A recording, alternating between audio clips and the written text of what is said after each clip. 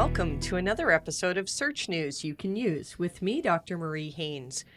This is a challenging episode to record. I know so many of you right now are really struggling with what the world is going through with this virus. I don't claim to have answers, but I'm going to share with you sort of the state of the industry from what I can see. We have an article that by the time I'm finished recording this podcast, it should be live for everybody to see. Just what we're seeing in terms of the impact of coronavirus on businesses that are our clients and also on other SEOs who are struggling right now. I know very many of you are on the brink of losing your job. And even worse, I mean, we haven't even talked about the health aspects of coronavirus. My goodness, this has been, if you had told me, a week ago that we would be in this kind of state, I wouldn't have believed it. Regardless, I want to try to bring some hope with this, and SEO goes on. Business for a lot of us goes on. And so in this episode, I want to share with you a little bit of a mixture of some stuff that we're dealing with in terms of coronavirus, but also other SEO news. I think it's very important for us not to lose track of everything else in our lives as we're struggling with some of the aspects of dealing with this virus. So let's talk about algorithm updates as we always do. I should mention that this episode is being recorded on Wednesday, March 18th of 2020. And this corresponds with newsletter episode number 124. You can reach that at mariehaynes.com/newsletter. So given the state of the world right now, it's kind of challenging to determine whether there was a significant algorithm update. We always start off talking about what Google's done. I know there's been a bit of speculation that maybe there was a Google algorithm update around March 10th. And we do see a number of sites that saw significant changes around March 10th. But most of these cases we can explain with what's happening in the world in terms of coronavirus. In the article that we're publishing this morning, I've included some responses from a Twitter poll that I ran. I think the Twitter poll had about 1,500 people voting in it. And what I asked was whether or not your business was impacted by what's happening with COVID-19, with coronavirus. And 48.7% said that you had seen a decline in traffic to your website.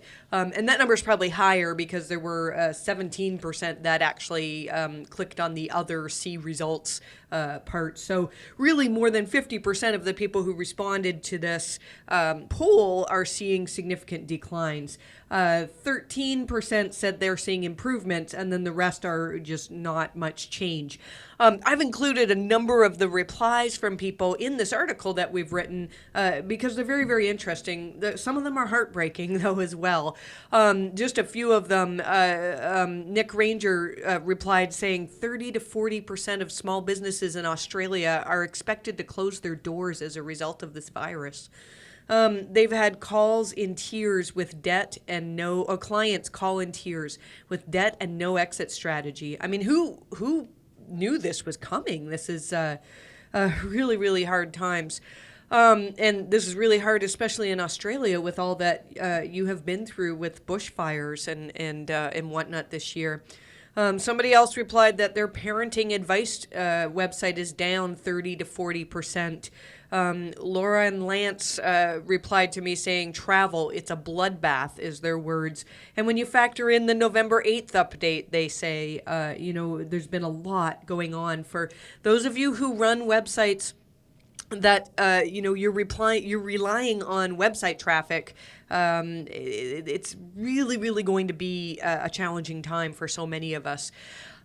That said, there are people in the health industry that if you're selling health supplies, you're probably doing very well right now in terms of finances. If you are a health website that actually relies on people coming into your office, then you're probably seeing declines, and that's fairly normal across the board as well. Personal finance finance in general is an area that's really interesting to monitor.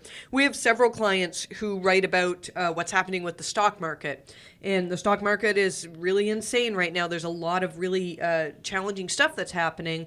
And so, yes, people are looking for more information on what's happening with the stock market right now. So if you have a website that talks about stocks, you're probably seeing improvements. That said, one person replied saying in Spain, their financial blog is down 60% because in Spain is one of the areas that is dealing right now with the biggest impact in coronavirus. And so people have different priorities right now. Everything is sort of up in the air. The most heartbreaking for me was the replies from people who were saying that they're losing SEO business. I know so many people who decided to go out on their own this year and start an agency or at least start freelancing. And a lot of these people are really struggling. For those of you who are listening to this who are Canadian, just before I recorded this podcast, we had some excellent news that the government is stepping forward to with, at this point, I believe it's an $85 billion package that's going to be helping not only people who are self-employed who can't get unemployment insurance, but also businesses. So if businesses have to start laying people off, the government's going to actually subsidize things. They're going to be making it so that our taxes, we have a little bit longer to pay our taxes, trying to keep more money in the economy during these hard times. So I'm certainly not an economist, but I can feel the pain of so many of you that are struggling.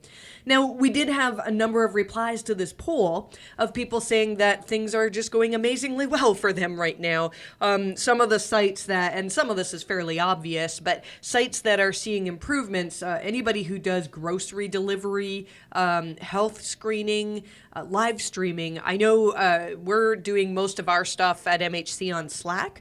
All of my employees are working from home, and we're getting through it. We were actually looking towards offering some remote possibilities, and this pushed us into making it happen. So if your website has anything to do with working remotely, you're probably doing quite well right now. I thought it was really interesting that one of the niches that's doing right now is online dating. I suppose people are lonely, stuck at home. And so, any website that connects people together virtually is doing relatively well. I heard that Netflix actually, I don't know if it's an app, but there's something that can connect with Netflix that allows you to do viewing parties where you can all watch Netflix at the same time and then chat basically about the episode. And so if you have a website that brings people together online, then this is probably a good time for you. And by far, the one that gave me the nicest smile, I guess, was somebody said they do SEO for a puzzle store, and they're seeing great improvements as people are stuck inside and looking for things to do. Now, I don't know where to go from there. We've in the article, we've outlined, here's what we see is happening. I've also described a few ways that you can look at your traffic and sort of try to make sense as to whether is traffic down or up, possibly because of coronavirus, or is there something else going on? For those of you who do site audits and do the same type of work that we try to do, where we try to figure out, all right, why is your website suffering? What is it that you can do to make things different? This is going to be a really, really challenging time. I mean, in some cases, it's very obvious why websites are declining. And in other cases, there's a chain reaction of people are not spending money here, and then there's no money to buy this service, and then this service suffers, and maybe supply chains are disrupted. And so this is going to be, it was already challenging to figure out what was happening in terms of Google's algorithms. I think this is going to be a very, very hard time. But that's really a small concern compared to what some of the people in the world are struggling with right now. Let's move on a little bit. I'm going to sort of intersperse some coronavirus news with other things that we want to learn about in SEO. Otherwise, this will be far too depressing for me to just talk about the negative stuff that's happening in the world right now. It does look like Bing may be pushing out some more algorithm updates lately.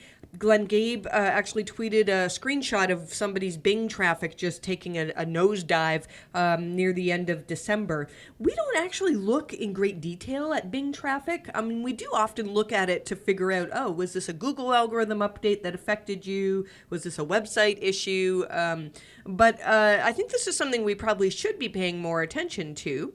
That Bing is continually trying to update their algorithms and provide people with the best possible results. So if you are seeing a great decline in Bing traffic, know that perhaps this is related to Bing making some algorithm changes to try to improve the quality of their search results. Historically, Bing, I have felt, has not been as good as Google in combating link spam, and I think it's quite possible that Bing is getting better now at figuring out which links to count, which means that if you're putting money into and time into marketing efforts where you're really producing links that aren't actually recommendations of your website, but they're just ones that you've made yourself, then those might start to be less effective in Bing as well. So that's something to keep in mind. You might notice that Google My Business and Google Ads support is unavailable. So if you're having issues with your Google Ads or your Google My Business profile, this is related to Google employees working from home, and I think they're all trying to deal with the same types of issues that we are. So Google Ads support might be having issues. So yeah, that's something to keep in mind. There is new schema markup that we can be using in the eyes of coronavirus. Dan Brickley, a Google employee who runs schema.org, announced that version 7.0 of schema.org was published in response to the coronavirus outbreak.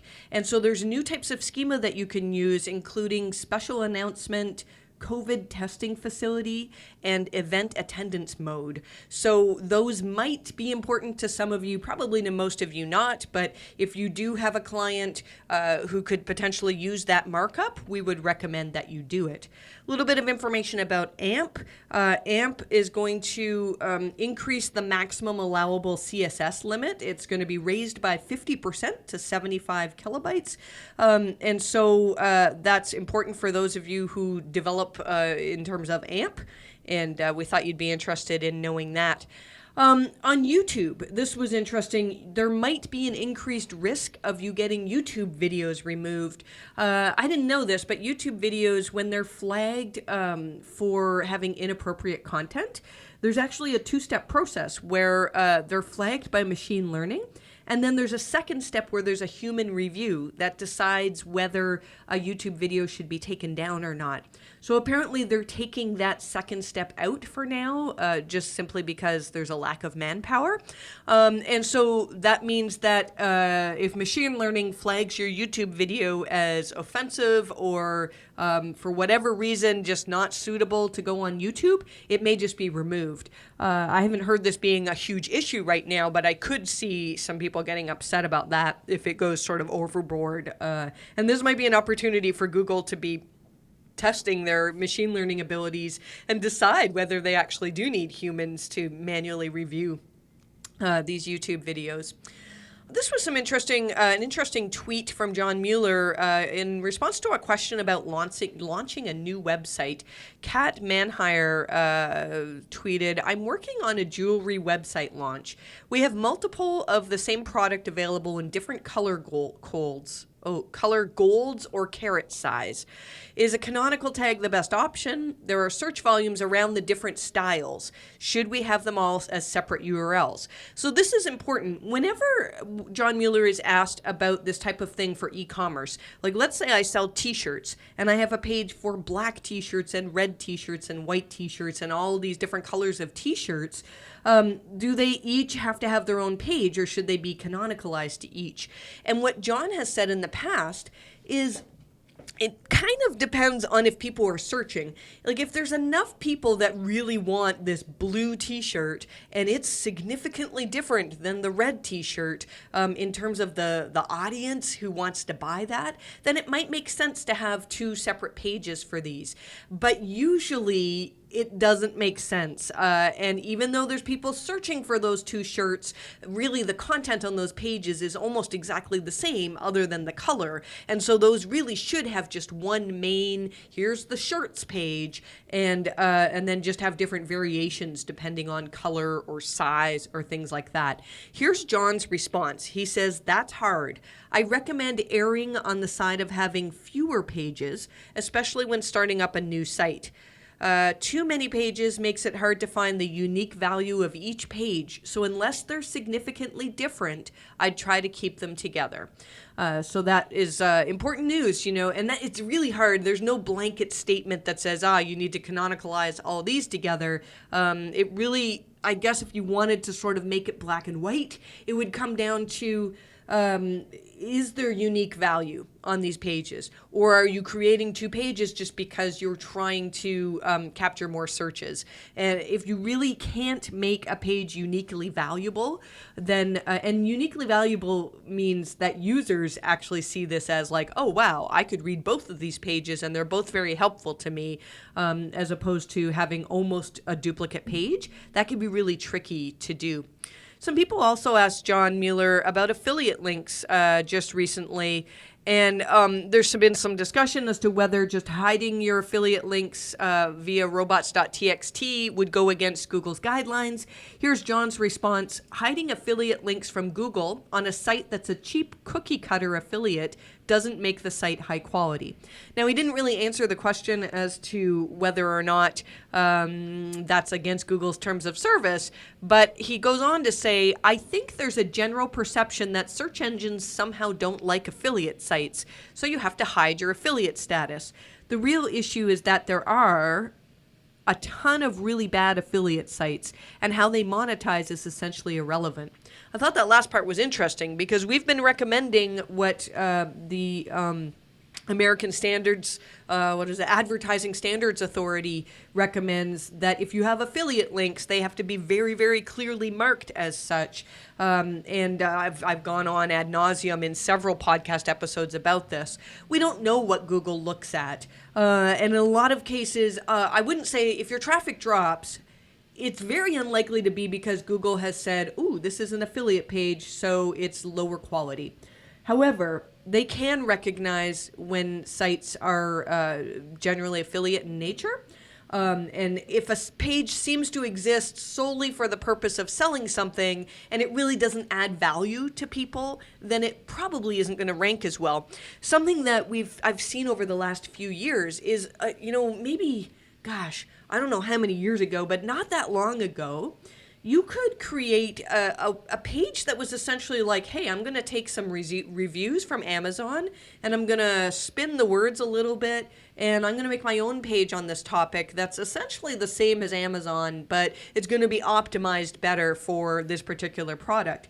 And it would do well. And then you could build links to that page, and in many cases, it could outrank Amazon's own page.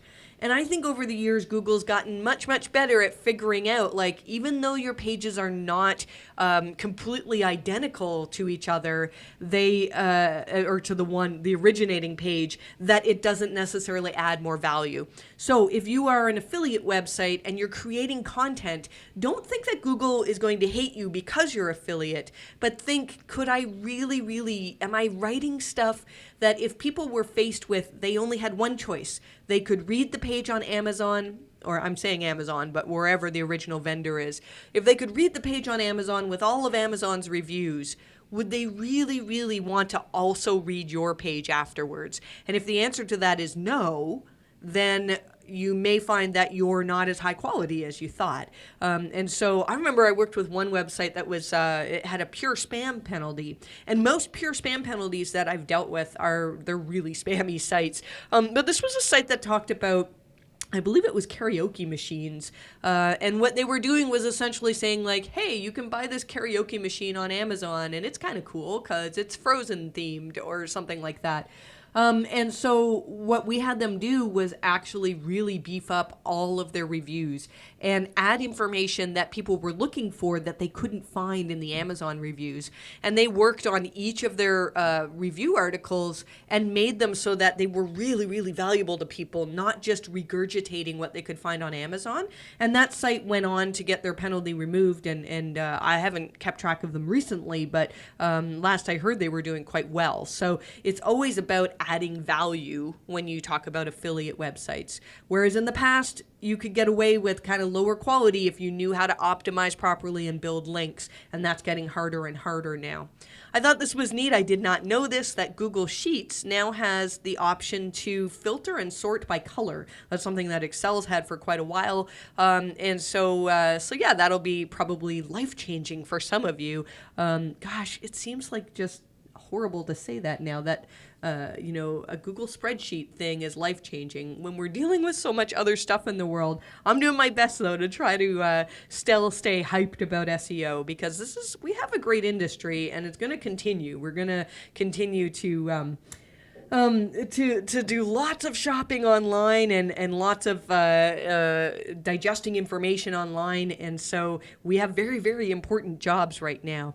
Joe Youngblood said that he's been following this thing with Reddit, and you know how links from Reddit are no-followed? Apparently, at some point in January, Reddit's outbound links changed from not just no-follow, but no-follow UGC, which is user-generated content.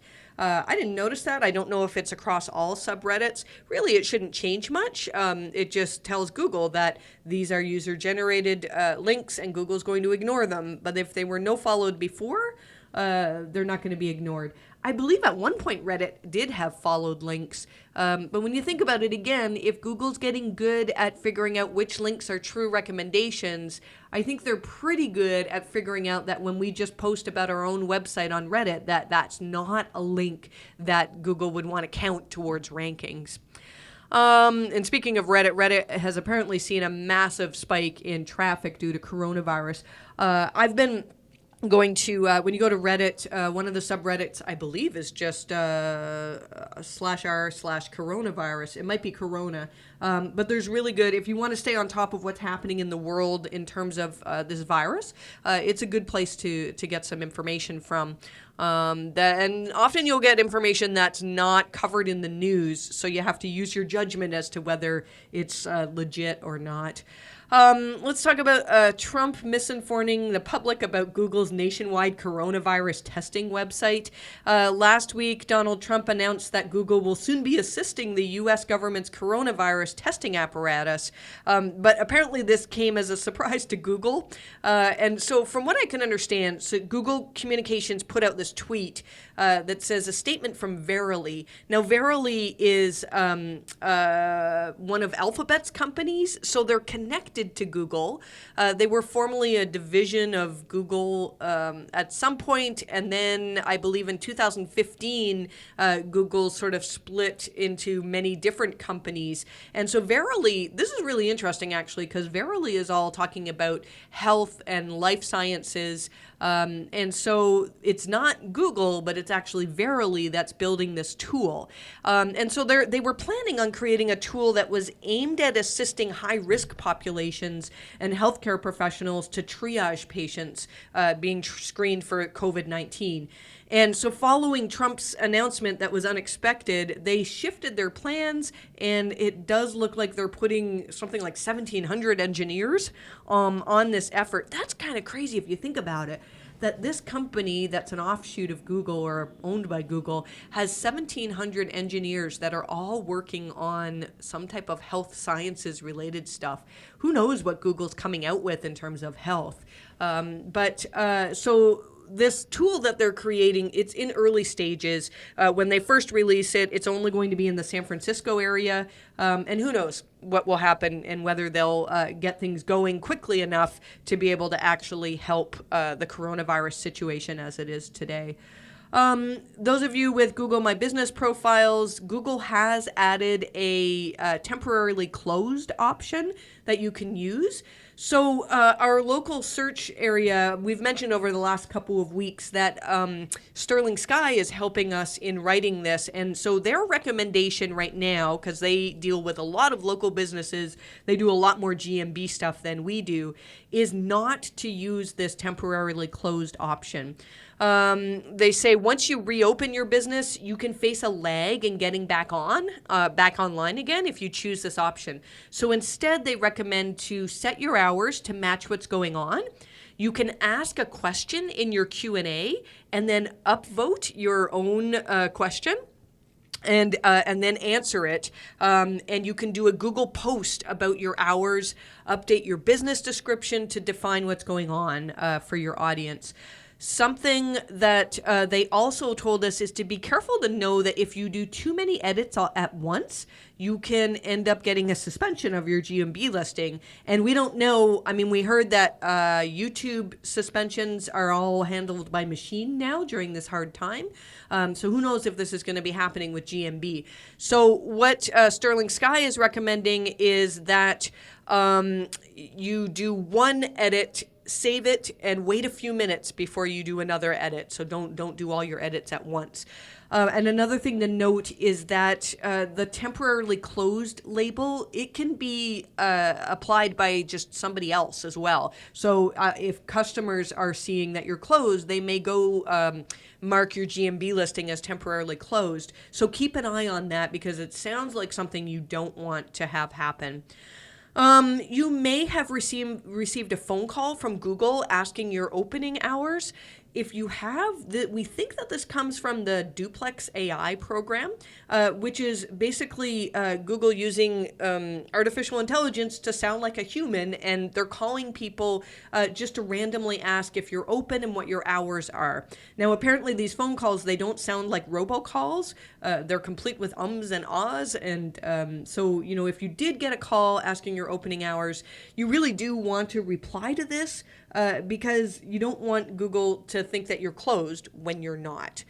I'm not going to do any Q&A today. I feel like this is an episode that we'll just kind of get out the most important news that you need to get out. I know this is an extremely challenging time for so many of you.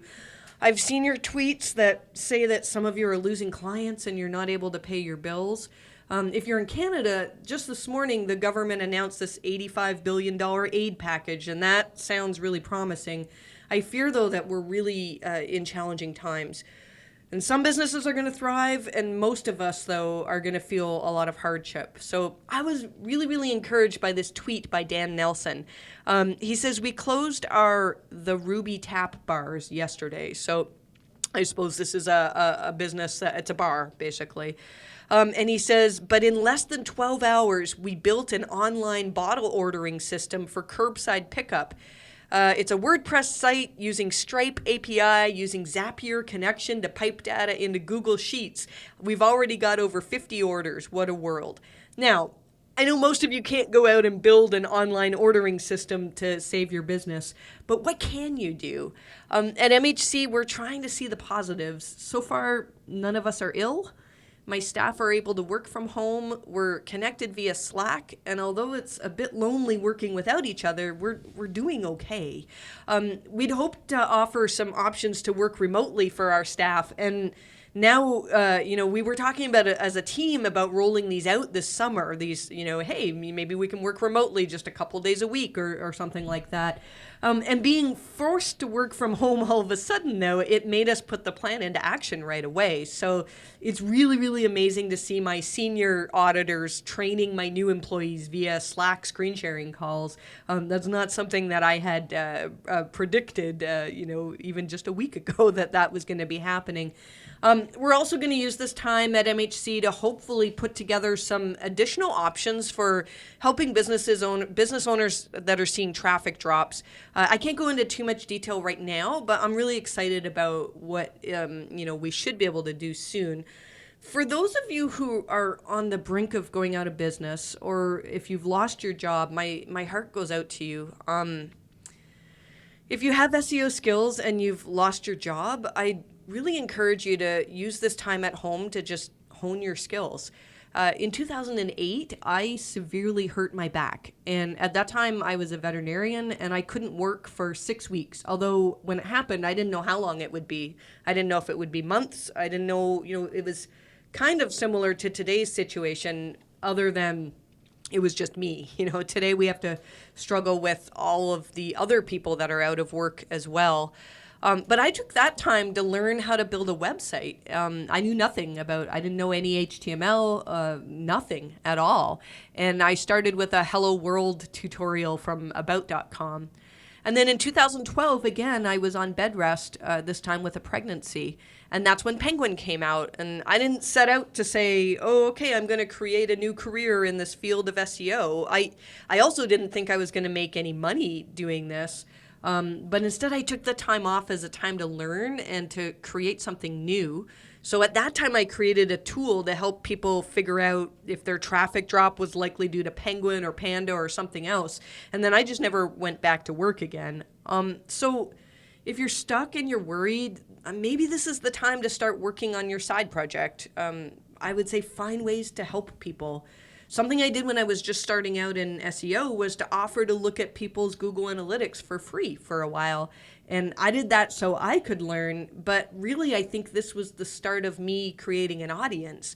And the fact that, that was 2012, it's not that long ago. Gosh, maybe it is. That was 8 years ago.